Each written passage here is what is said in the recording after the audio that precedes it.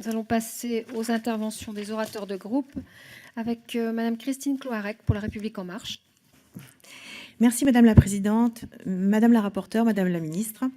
Vous voulez rétablir le véritable sens de l'allocation adulte handicapé. Permettez-moi de rappeler ce qu'est l'allocation adulte handicapé.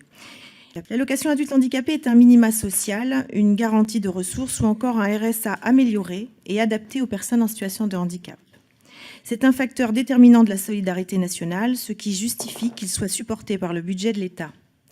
La solidarité nationale s'articule légitimement avec les solidarités familiales, notamment la solidarité entre époux reconnue par le droit civil.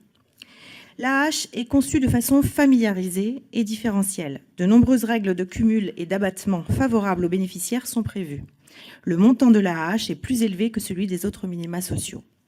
Le gouvernement a revalorisé l'AAH de 11% par rapport à son montant du début de quinquennat. C'est un investissement de 2 milliards d'euros cumulés d'ici 2022. Cette allocation n'a pas vocation à compenser le handicap.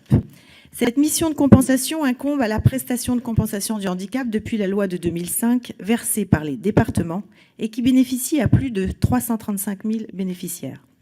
La prestation de compensation du handicap est personnalisée, modulable en fonction des besoins et calculée sans condition de ressources.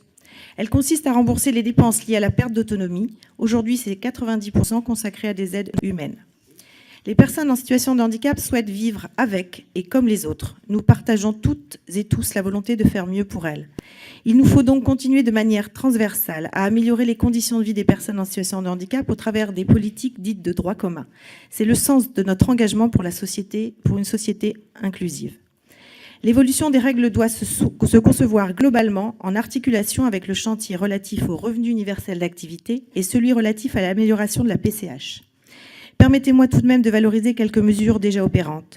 Suite au rapport Taquet-Serre et depuis le 1er janvier 2019, toutes les personnes dont le handicap n'est pas susceptible d'évoluer favorablement se voient reconnaître leurs droits, dont celui du versement de l'AAH à vie. L'adoption récente de plusieurs textes d'initiative parlementaire ont permis d'améliorer le statut des aidants, en exemple le don de jour et la reconnaissance des proches aidants. Sans oublier l'engagement du gouvernement de financer par la solidarité nationale du congé de proche aidant dans le futur PLFSS. L'accompagnement des personnes en situation de handicap est un sujet majeur. Nous le traitons avec exigence et cohérence. Pour toutes ces raisons, le groupe de La République En Marche est défavorable à cette proposition de loi. Merci, Madame.